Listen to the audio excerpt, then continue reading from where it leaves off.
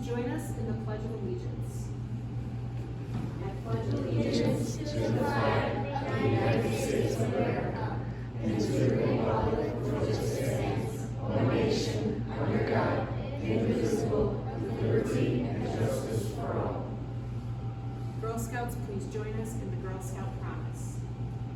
On my honor, I will try to serve God and my country, to help people at all times, and to live by the Girl Scout law. Color guard, post colors. Present arms.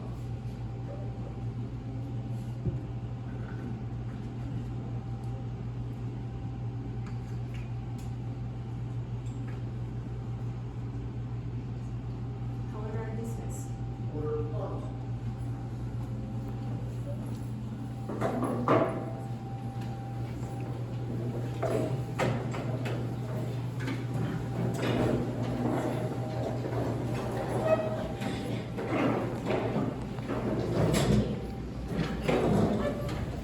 Good evening. Welcome veterans and Girl Scouts from Service Unit 401. Welcome to our family and friends and to the Girl Scout leaders in the room as well. I'd like to give special thanks to VFW Post 5979 and American Legion Post 335 for hosting this event tonight, and to Post Commander Lorenzo Fiorentino for making sure that it all happened. This evening we're here to honor several Girl Scouts who've earned their Honoring Our Veterans badge. They look like this. Girl Scouts have always shown their appreciation to our military and veterans who serve to protect our freedom. Working together with U.S. Senator Tammy Duckworth, who is a Girl Scout alum and an Army veteran, our Girl Scout Council, the Girl Scouts of Greater Chicago and Northwest Indiana, have developed a patch for girls to connect with and honor our veterans. To earn the badge, Scouts had to complete a service project that benefits the veterans. They had to visit with a veteran and tell a veteran's story. Most of the girls here tonight worked at the Post's military reenactment earlier in August, and that was their service project. We baked lots of different baked goods and sold them on a day that turned out to be pretty warm.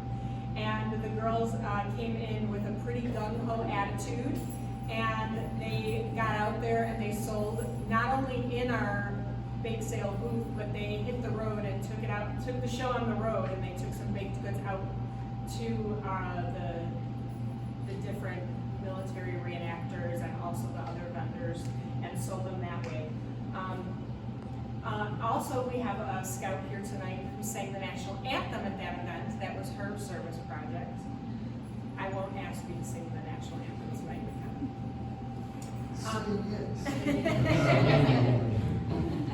I didn't ask those. While we were at the event, scouts were encouraged to walk around and meet the veterans and ask about their stories. And the girls did an amazing job of asking questions and learning about the veterans that they interviewed. They wrote out those stories and they submitted them to earn their badges. These stories will be shared with Senator Duckworth.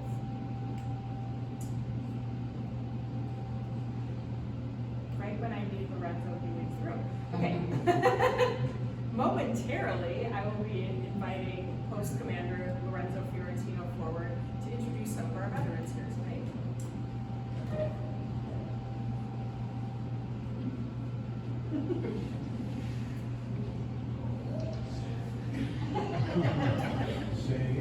You're just a little shy once in a while. Yeah. So What are you doing? I thought it was gonna be It's not a 4-hour ceremony. This is Post Commander Lorenzo Fiorentino, who will come forward and introduce some of the other veterans. Thank you. You know, the Scouts, both the Girl Scouts and the Boy Scouts, we've been really working with the Scouts since we became the leadership, both at the VFW and the Legion. And it's been, to say the least, it's been a very fulfilling partnership for both. You know, we've done blood drives, we've done clothing drives, all kinds of stuff. You know, the reenactment, just good times. I think it's been rewarding for the veterans to see a bunch of both young ladies and young men that are truly, you know, show what it means to be an American. So, and that says a lot about the parents also. So, I was never a scout, wanted to be, but couldn't ever get to do it. Amongst our veterans, many of us have been scouts, many of us have become Eagle Scouts. Amongst our Sons of the Legion, same thing. It's just that wanting to provide for the community what the community needs is just something that we love to see within our young men and women. So, thank you. I'd like to introduce my staff members per se, right? I got Richard Wajunik. He is my Sergeant at Arms for the American Legion and our Quartermaster for the VFW. That means he handles all the money for the VFW. So come on up, please.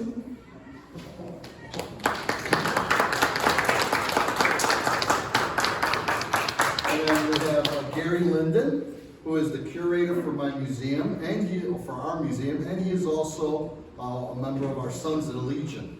Come on up.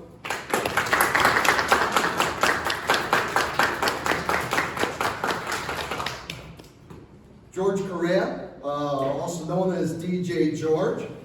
Because of that, or DJ Magic Man, he is my AV guy for the museum, for the VFW, for the Legion, but he's also a Sons of the American Legion. So please come on up.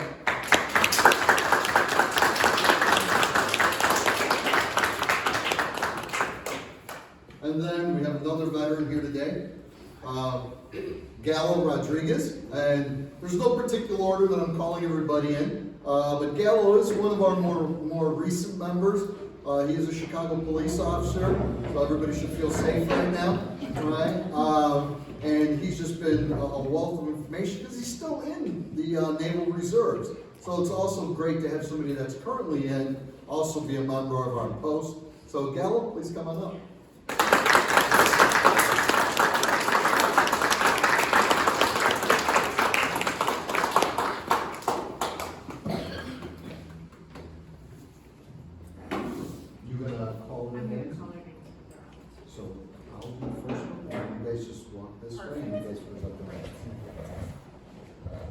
Okay, at this time, sorry, I skipped a whole line.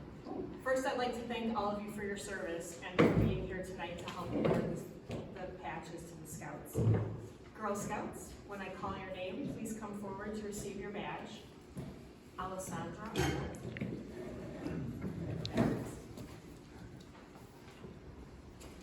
Congrats. Great job. Awesome. Thank you.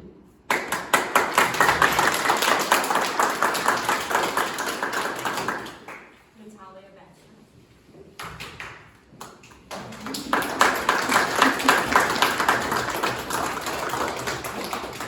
Turn around and smile.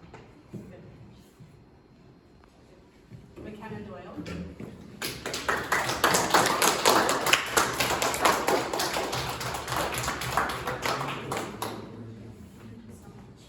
Great job. Jay Ruiz Diaz.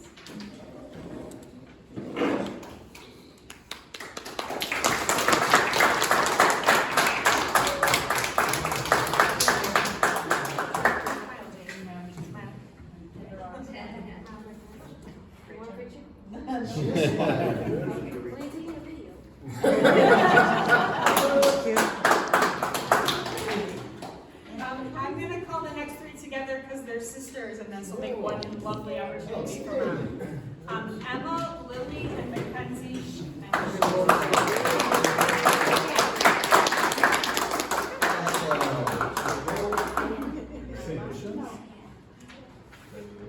Oh, wait, no.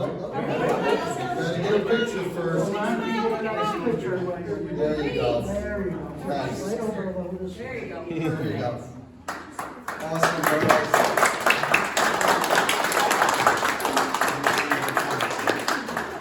Two students that are not here tonight, but I'd like to recognize them. Carla Cortez and Juliana Nader.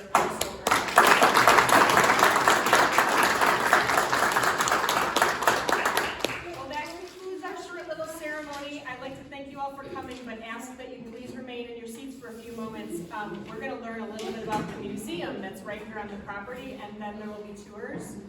We also have some light refreshments that we will have after we learn more about the museum. Hi everyone, it's me again. So, my name is Lorenzo Fiorentino, as Michelle said. And, these gentlemen here, we have veterans that are in the American Legion, veterans of foreign wars, and my son's with the American Legion also. And just so you guys know the difference, my sons in the American Legion were not veterans. However, their parent, grandparent, or uncle or aunt were in the military. So in order for them to honor them, they choose to join our Sons of the American Legion. And the bottom line is they are critical, just like any other organization. When you have support, they're critical. We couldn't do half of what we do without their help. So my son here, great story. He actually became a police officer when I was on the airplane coming to America, 1972. I was 3 years old. I was 3 years old. So he's one of my sons. And then just a little older than my father. Gary Linden, and then one of my sons, George Correa. I'm also older than my father. Yeah, we went to the same school. We did go to the same school, Stuyvesant High School, shout out. So, but anyway, what we did was, and we had this idea to tell the veteran story. Okay, and I'm assuming probably most of you have a veteran in the family. Okay, and the only way to keep their memory alive is by telling that story. All right, and so how do we do that? We do that by having a museum, having a place to put it. When you go through the museum, we will all be available if you have questions, but because it's a little tight, we're working on getting a bigger building also, and having a second larger also and expanding. But as you're going through it, there's all kinds of artifacts, all kinds of stories that are there, okay? But what we want you to really get out of it is that everything that's in there, a veteran either held, brought back, cherished. You'll see items in there that are what's called sweetheart pins and sweetheart gifts. You'll see an apron, which I told my wife I was going to send her one from Afghanistan, an apron that said my husband's in the service, right? I didn't send that to her because I didn't think she would like it. But you'll see items in there that were dear to our veterans, and that's how we tell the story, okay? You'll see some of the items of us in there also. We usually point them out. He doesn't like pointing out his Article 15, though that's in there. I think it's a great story, all right? But, we all get into trouble. We were young and we did silly stuff, I got into trouble too, Lodge, don't feel bad. But anyway, so you'll see the items in there that truly tell us about our veterans. And one of the things that we're really proudest of are our archives. The archives are basically binders that we work on. And what we do is, we get a bunch of paperwork that somebody says, I found this in an estate sale, I found this in a dumpster. That actually happened. That's how George became active with us. He literally pulled a 48-star flag in the case out of a dumpster. Wow. Okay? And just a side note of that, the flag in the case that George found, when you go and look back at our post everlasting little section there, if you look, the upper left-hand corner, you'll see the flag in the case that George saved. I don't say he found it, I say he saved it. And he kept that for us. So, not to interrupt you, but I'd like to give George a hand for saving American. So when you're in there, the first thing you're going to see as you're walking into your left is going to be our Medal of Honor. We are only one of the 3 museums in the state of Illinois that actually have a Medal of Honor on loan from the Department of Defense. Now, people can buy a Medal of Honor. Other museums have other Medals of Honor, but we literally have one that the Department of Defense, after we did the request and submitted our reasoning for why we should have one, a 3-star general signed off and said, yeah, these guys should have that medal there. So we literally have one of those. If for whatever reason, not in our lifetime, our museum was ever to shut down, that medal has to go back to the Department of Defense. And on the back side, it's engraved where they would normally put the name of the veteran for the Medal of Honor. It's engraved for display purposes only, for that reason. okay? And for those, you know, I know all of you have heard of the Medal of Honor, but that is the highest award that you can earn in the United States military. Of the almost 3,500 from all of our awards that have ever been awarded it, less than 30%, over 30% earned it. What their actions were in earning it resulted in their death. And so that's the magnitude of what you got to do to earn that medal. Gladly to say none of us here have ever earned that medal, okay? So that would be the first thing you see. The next to that is our honor wall, okay? So our honor wall is one of the things that we all kicked around the idea. How do we honor every veteran that's out there? We don't want to do, oh, you gotta be from River Grove, oh, you can only be in the Army, although I kind of pushed for that. But, you know, you can only be in one branch, you can only be from Illinois. We wanted to be inclusive to all veterans. So, you know, if someone walked in and said, oh, you know, my grandfather was in, but he was in Wisconsin, that's okay. Put him on the honor wall, okay? Then we also included pictures. Now, most of us that have our name on there have our pictures. You'll notice the really handsome-looking guy with all this stuff. That's me. The kind of gruff-looking guy. That's him. Right? But what's really important, we wanted to make sure that we were able to honor those individuals that are on our honor wall that died and did not come home, okay, or came home eventually because they were brought home by one of us, okay? So those individuals' names are also on the honor wall, and their pictures are the 8x10s. The rest of them are the 4x6s, and that's how you'll know who was killed in action and who was fortunate enough to come home in one piece. All right, so, and then of course, as you go through the museum, we try and keep it in chronological order. We had a couple of Revolutionary War stuff, we got a beautiful Civil War display, etc., World War I, World War II. And then on the opposite side are shadow boxes and items that we all brought home, you know, from different experiences, different services. One of the things you'll see on the right side near the end will be for your kids out there. You might really like this. While I was away, I sent home dolls and toys for my son and my daughter. They were very young when I was away, so I would send them stuff.